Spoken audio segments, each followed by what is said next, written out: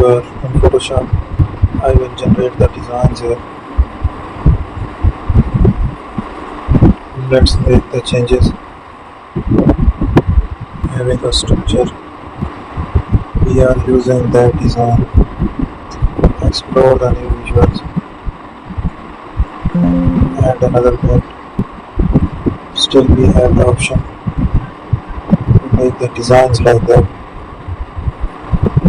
I will use the different patterns and designs. Choose the shapes. Change the color of the border of the shapes. And also change the scaling option.